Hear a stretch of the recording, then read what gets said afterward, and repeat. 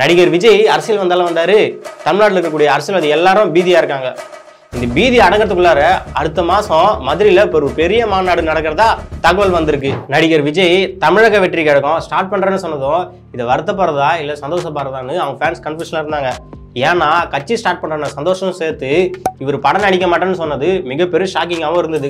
நான் கண்டிப்பா அரசியல் வருவேன் அப்படின்னு சொல்லிட்டு பல வருஷமா ஏமாத்துற நடிகரும் பார்த்துட்டோம், அரசியல் வந்ததுக்கு அப்புறம் நடிக்கக்கூடிய ஆக்டரையும் பார்த்துட்டோம். ஆனா டாப் பொசிஷன்ல இருக்கக்கூடிய ஒரு ஆக்டரு, அதுவும் ஒரு படத்துக்கு 250 கோடி வாங்கக்கூடிய ஒரு ஆக்டர், நான் கட்சிக்கு வருவேன் ஆனா படம் நடிக்க மாட்டேன் அப்படின்னு சொல்றது இதுதான் முதல் முறை. ஆக்சுவலி விஜயோட அரசியல் பயணம் இன்னைக்கு நேற்று ஆரம்பிச்சது இல்லைங்க. அவர் நடிச்ச முதல் படமே ஆரம்பிச்சது. அட ஆமாங்க, அவர் ஹீரோவா நடிச்ச முதல் படம் நாளைய தீர்ப்பு. அதுல அவர் சொசைட்டிக்கு எதிராக நடக்கக்கூடிய தப்ப தட்டி கேட்கிற ஒரு காலேஜ் ஸ்டூடெண்டா இருப்பாரு. இதே மாதிரி அவர் பல படங்கள் அடுத்தடுத்து பண்றாரு. அது எதுவுமே அவருக்கு கை கொடுக்கல. அதனால அவர் காதல் நாயகனா மாதிரி பல படங்கள் நடிக்கிறாரு. அது எல்லாமே 90s கிட்ஸோட ஒரு ஃபேவரட் மூவியாவும் இருக்கு. அடுத்து கில்லி, திருப்பாச்சி, போக்ரி போன்ற படங்கள்ல சமுதாயத்துல நடக்கக்கூடிய தப்பா தட்டி கேட்கிற ஒரு சூப்பர் ஹீரோவும் மாறுறாரு. 2009 அவருடைய ரசிகர் மன்றத்தை மக்கள் இயக்கமா மாற்றி அது மூலியமா மக்களுக்கு பணி செய்யறாரு. அதுக்கப்புறமா அவரு டெல்லிக்கு போயிட்டு ராகுல் காந்தியை மீட் பண்ணிட்டு வராரு.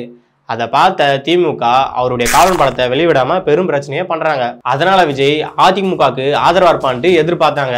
ஆனா 2013 அவருடைய தலைவா படத்தை அதிமுக பேன் பண்ணாங்க. இந்த படம் சட்ட ஒழுங்கு சீரழிக்குன்ட்டு காரணம் சொல்றாங்க.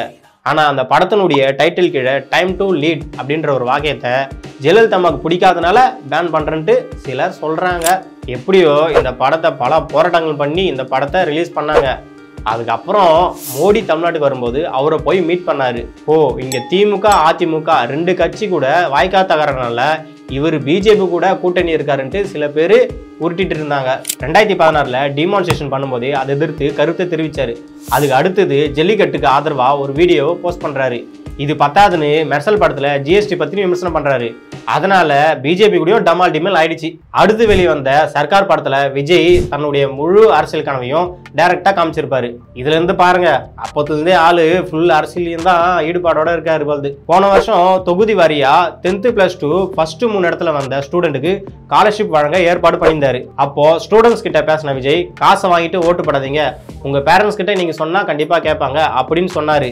இதுவுமே அவர் அரசியல் நோக்கத்தை காட்டுற மாதிரி தான் இருக்கு. ஒரு வழியா இந்த வருஷம் பிப்ரவரி மாசம் கட்சி தொடங்கின விஜய் நாடாளுமன்ற தேர்தல் போட்டிடாம சட்டமன்ற தேர்தல் தான் போட்டிடுவேன்னு சொன்னாரு. ஆமா, முக்கியமான விஷயம், நாடாளுமன்ற சட்டமன்ற தேர்தல் என்னன்னு தெரியலன்னா நாங்க கீழே லிங்க் கொடுத்துருக்கோம், கண்டிப்பா இதை போய் பாருங்க. இப்போதைக்கு தளபதி ஷூட்டிங்ல ரொம்ப பிஸியா இருக்காரு. கோட்டு, தளபதி 69 2 படம் பெண்டிங் இருக்கு. இதை முடிச்சதுமே அரசியல் வந்துருவாருன்னு நினைக்கிறேன். அடுத்த மாசம் 22ஆம் தேதி தளபதியுடைய பர்த்டே வருது. அன்னைக்கு தன் கட்சியினுடைய ஃபர்ஸ்ட் மீட்டிங்கை மதுரையிலேயே பிரம்மாண்டமா பண்ண போறதா ஒரு தகவல் வந்திருக்கு. ஆள போறான் தமிழன், ஐயோ காப்பிரைட் போட்டுறேனே அப்படின்ற பாட்டு அவரு படத்தன் மட்டும் இல்ல, அவருடைய கனவும் கூட. சரி, ஓகே, இது நடக்குமா இல்லையான்னு மக்கள் நீங்க தான் சொல்லணும். அப்படியே விஜய்க்கு ஓட்டு போடுவீங்களான்னு கமெண்ட் பண்றேங்க. சரி, நான் வரட்டுமா? தளபதி தளபதி எங்கள் விஜய் கட்சியா? ஏய், நீ வேற ஒரு பாட்டு போன அடி வாங்கிக்காத.